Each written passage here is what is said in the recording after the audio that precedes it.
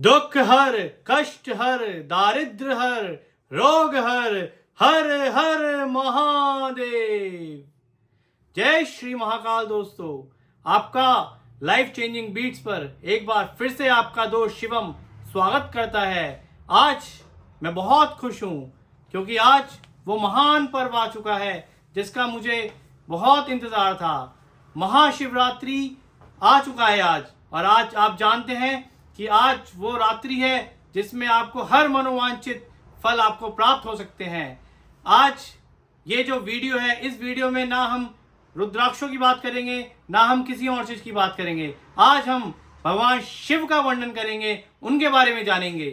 जैसा कि आप लोग जानते हैं, भगवान शिव स्वयं महाकाल हैं, और जो महाकाल को पूजता है उसका काल कुछ नहीं बिगाड़ सकता। तो इसलिए इस रात्रि, इस महान पर्व में हम भगवान शिव का वर्णन करेंगे, उनकी उपासना को जानेंगे।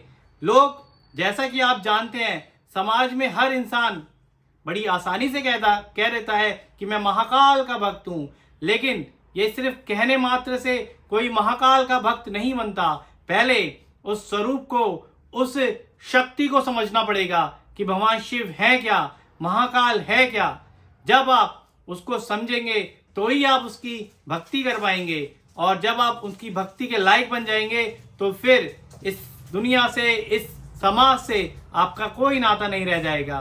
तो हम इस वीडियो में जानेंगे भगवान शिव क्या हैं, उनकी कैसे उपासना की जाती है, और इस महान पर्व की क्या भूमिका है, और ये क्यों इतना इंपॉर्टेंट है, क्यों हम इसके बारे में इतनी बात कर रहे हैं, क्यों मैं कह रहा था कि आपको शिवरात्रि पे रुद्राक्ष को अवश्य धारण करना चाहिए।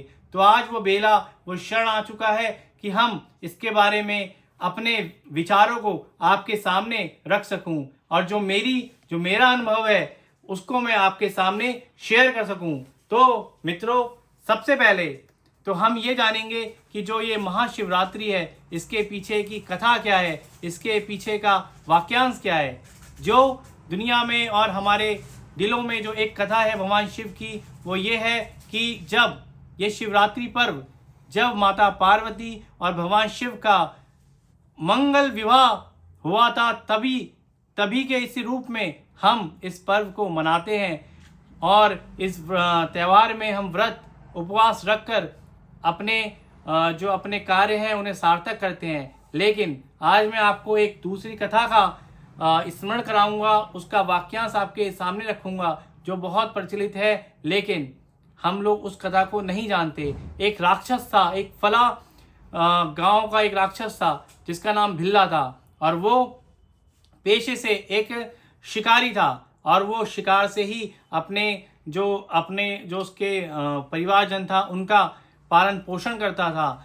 लेकिन ये कथा बहुत ही मार्मिक है। इस कथा के अनुसार ये है कि जब वो एक दिन क्या हुआ, एक दिन जब उसके पास उसका सारा खाना खत्म हो गया, उसके बच्चे, उसके जो परिवारजन थे वो भूखे मरने लगे, तो उन्होंने कहा, पिताश्री हमारे लिए खाने की व्यवस्था कीजिए। तो वो जो भिल्ला नामक राक्षस था, वो एक राक्षस था। तो जब वो परेशान होकर देखा कि मेरे घर में किसी भी तरह का कोई खाना नहीं बचा है, तो वो उस दिन शिकार करने के लिए जंगल में निकल पड़ा।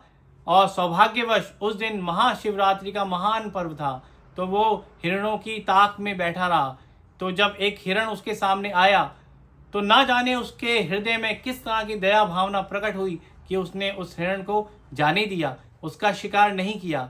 फिर क्या हुआ, फिर वो दूसरे हिरण की इंतजार करने लगा। तो ऐसा करते वो एक पेड़ था, बेल का वृक्ष था, उसके ऊपर चढ़ गया, और सौभाग्य से उस बेल के वृक्ष के नीचे भगवान शिव का लिंग स्थापित था। और वो अज्ञानवश उस शिकार का, अपने उस हिरण का इंतजार करते वक्त वो उस बेल का जो वृक्ष था, बेल पत्तियों को तोड़कर नीचे गिराने लगा, और जिससे वो जो बेल पत्तियां थीं वो भगवान शिव के लिंग के ऊपर गिरने लगी। और इस तरह से वो जब गिराता रहा, तो जब भगवान ने देखा कि कौन भक्त मेरे समक्ष बेल पत्रों को समर्पण कर रहा है, तो उन्होंने उस राक्षस की परीक्षा लेनी चाहिए। तो क्या हुआ, भगवान शिव खुद हिरण का अवतार कर उस राक्षस के समक्ष आ गए, और उससे जब उस राक्षस ने उस हिरण को देखा, तो उसने उसे उसका शिकार करने की कोशिश उसकी मनसा में आई, लेकिन भगवान शिव जो उस हिरण के रूप में आए थे उन्होंने अपने मुख से बोला कि मुझे जाने दो, मेरा परिवार मेरा इंतज़ार कर रहा है, मुझे जाने दो। तो उस राक्षस ने ना जाने फिर से उसके हृदय में कैसी दया भावना आई, उसने उस हिरण को भी जाने दिया। तो इस तरह से भगवान शिव उसकी इस दया भक्ति से बड़े प्रसन्न हुए और वो स्वयं साक्षात प्रकट हो गए और उन्होंने उससे कहा, हे राक्षस, हे प्राणी, जो तुझे चाहिए वो मांग। तो जब भगवान को अपने समक्ष देखकर वो बहुत शौक हो गया और फिर उसने भगवान से जो वरदान मांगा, भगवान ने उसे वरदान दिया और वो अपने घर गया तो उसके घर वहाँ पर नहीं था, एक महल बना था। वो उस राज्य का एक राजा बन चुका था और भगवान ने जब उसे वरदान दिया तो कहा कि इस दिन जो भी भक्तजन मेरे सच्चे मन से मेरी तपस्या करेगा, मेरा व्रत रखेगा, मेरी पूजा अर्चना करेगा, मेरे लिंग पर अभिषेक करेगा, उसको मनोवांछित फल प्राप्त होगा। तो उस कारणवश भी इस महान पर्व को सेलिब्रेट किया जाता है। तो एक कथा इस शिवरात्रि के पर्व के पीछे ये थी। फिर इसी तरह से शिवरात्रि पर अगर आप शुद्ध हृदय से सच्ची आस्था के साथ भगवान शिव और शक्ति का पूजन अर्चन करते हैं, व्रत रखते हैं और भगवान शिव को अभिषेक करते हैं। अभिषेक आप अपने अनुसार कैसे भी कर सकते हैं। कई लोग कई तरह से कई अमूल्य वस्तुओं के साथ भगवान का अभिषेक करते हैं। तो अभिषेक करने में ऐसा नहीं है कि आपको उन अमूल्य वस्तुओं की ही ज़रूरत है। अगर आप पर एक लोटा जल है तो आप उससे भी भगवान शिव का अभिषेक कर सकते हो और तब भी भगवान उतने ही प्रसन्न होंगे जितना उस व्यापारी जो एक धनी वर्ग का व्यक्ति है उसके अभिषेक से प्रसन्न होंगे। तो भगवान शिव ऐसे भगवान हैं जो कभी भी किसी तरह का भेदभाव नहीं करते।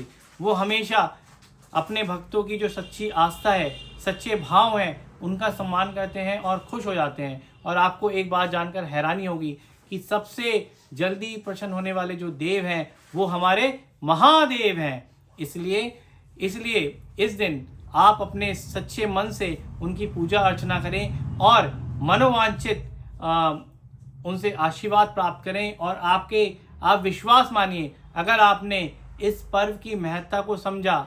मैं देखता हूँ कि काफ़ी लोगों को एक्साइटमेंट तो होती है, शिवरात्रि आ रही है, लेकिन लोगों ने भगवान की जो इतना महान पर्व है, इतना शक्ति में दिवस होता है, उसको उन्होंने एक नशे का वो बना दिया है। लोग इस दिन भांग का सेवन करते हैं।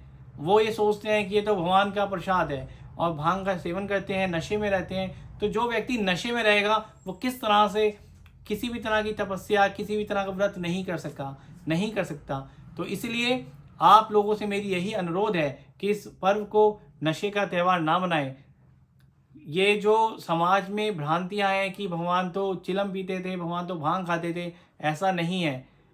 ऐसा किसी भी पुराण में या किसी भी उपनिषद में नहीं लिखा है। ये जो भ्रांतियां हैं ये उन असामाजिक तत्वों द्वारा क्रिएट की गई हैं जिन्हें ये खुद करना था, लेकिन उन्होंने भगवान की आड़ में उसे इतना पॉपुलर कर दिया है कि लोग उसको ही फॉलो करते हैं। आज मैं देखता हूँ कि जो भगवान भोलेनाथ के मंदिर हैं उनके आसपास भांग के काउंटर लगे होते हैं। लोग वहाँ पे जाते हैं, भांग पीते हैं, वो कहते हैं तो भोले का प्रसाद है। ऐसा नहीं होता है। भोले का प्रसाद, भोले की तो तुम उनके चरणों तक भी नहीं पहुँच सकते। उनकी भक्ति करनी इतनी आसान नहीं है। मैं ये मानता हूँ कि भगवान शिव ऐसे हैं जो बहुत जल्दी प्रसन्न हो जाते हैं, लेकिन उनकी भक्ति बहुत कठिन है। तो उस कठिनता के लिए किसी नशे की ज़रूरत नहीं है।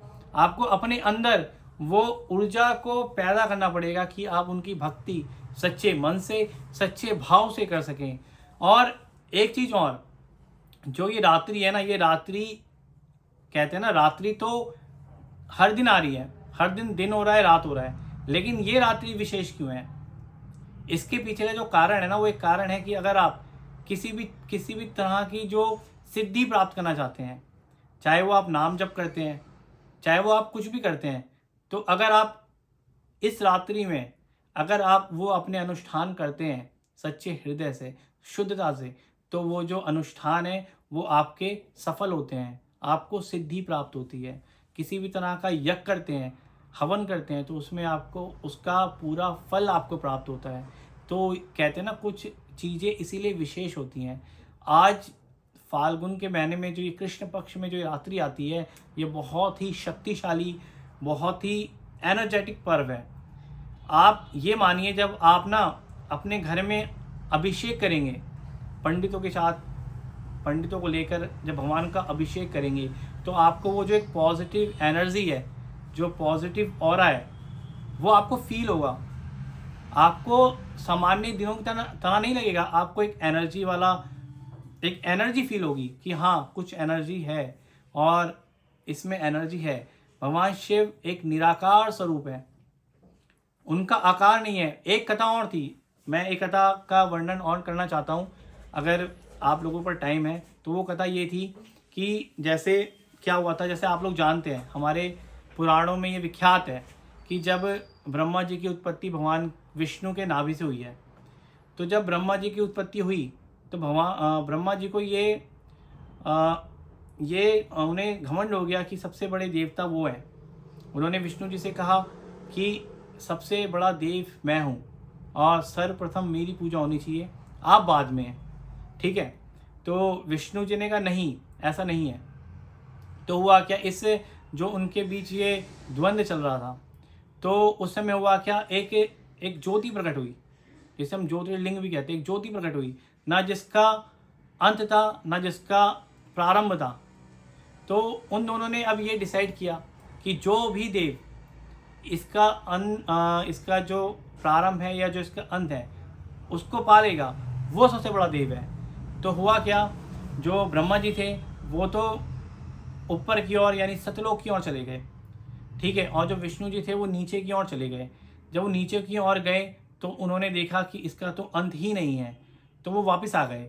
और जब ब्रह्मा जी आए तो ब्रह्मा जी ने कहा कि मैंने तो इसका प्रारंभ प्राप्त कर लिया है।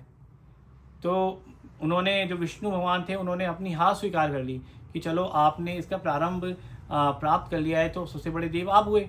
तो जब वो पूजन करने लगे ब्रह्मा जी का, तब भगवान शिव प्रकट हुए। और जब भगवान शिव प्रकट हुए तो भगवान शिव ने, जैसे ब्रह्मा जी जो थे उनके 5 मुख थे, जो हमारे 5 एलिमेंट्स हैं, आपके 5 एलिमेंट्स आप लोगों को पता है कि आकाश, धरती, जल, अग्नि। तो 5 एलिमेंट्स का रूप थे जो ब्रह्मा जी के 5 सिर थे। तो भगवान ने, जो ब्रह्मा जी का 5वां सिर था, जो उनका एक घमंड वाला सिर था, उसको उन्होंने उससे अलग कर दिया। तभी ब्रह्मा जी के 4 मुख हैं इस समय। तो ये कथा है इसके पीछे। तो कथाएं हमारे पुराणों में बहुत हैं, तो सब कथाएं हैं और सब में सत्यता है। अलग अलग युगों में अलग अलग घटनाएं घटित हुई हैं, उन्हीं के अनुसार हमारी कथाएं आज समाज में प्रचलित हैं। तो ये तो कुछ जो उपनिषदों के अनुसार शिवरात्रि को मनाने के कारण है। इसी तरह से ये शिवरात्रि बहुत विशेष है। आप इस शिवरात्रि को अपने शुद्ध हृदय, शुद्ध भाव, भगवान जैसे कहते हैं ना, हमारी भागवतों में कहते हैं भगवान भाव का भूखा है। अगर आपके शुद्ध भाव है, सच्ची भक्ति है, तो भगवान की प्राप्ति होना इस कलयुग में बहुत आसान है। और जो युग थे, चाहे वो सतयुग हो, त्रेता युग हो, उसमें भगवान को प्राप्त करना बहुत मुश्किल था। लेकिन कलयुग में मैं मानता हूँ कि कलयुग में बहुत चीज़ें डिफ़िकल्ट हैं, लेकिन भक्ति करना बहुत आसान है। लेकिन लोगों से वो नहीं हो पाती, वो उनके लिए बहुत कठिन कार्य है। लेकिन अगर आप सच्चे भाव से भगवान की भक्ति करते हैं तो भगवान आपको निश्चित रूप से ही प्राप्त होंगे।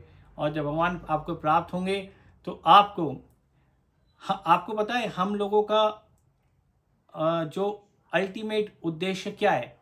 हर व्यक्ति, हर इंसान ये चाहता है कि जो ये जीवन मरण का चक्र है उससे मुक्ति पाना। हम चाहते हैं कि हमारा जो जन्म अब हुआ है, हमारा दोबारा जन्म ना हो।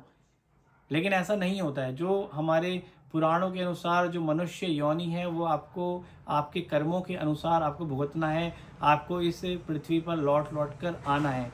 भगवान की भक्ति को करने का जो एकमात्र कारण है इंसानों का, वो यही है कि वो चाहता है मोक्ष। वो चाहता है कि जो ये जन्म मरण का चक्र है, इससे हमें मुक्ति मिले।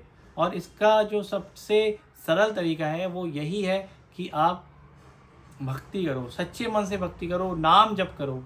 जिससे आपको क्या होगा, जब भगवान की प्राप्ति होगी तो आपको जन्म मरण के चक्र से मुक्ति मिल जाएगी। आप भगवान के सत्यलोक में चले जाएंगे और फिर आपको इस पृथ्वी पर आने की आवश्यकता नहीं पड़ेगी। तो इसी तरह से हमारे उपनिषदों में अगर आप अध्ययन करेंगे तो आपको बहुत कुछ वहाँ से सीखने को मिलेगा।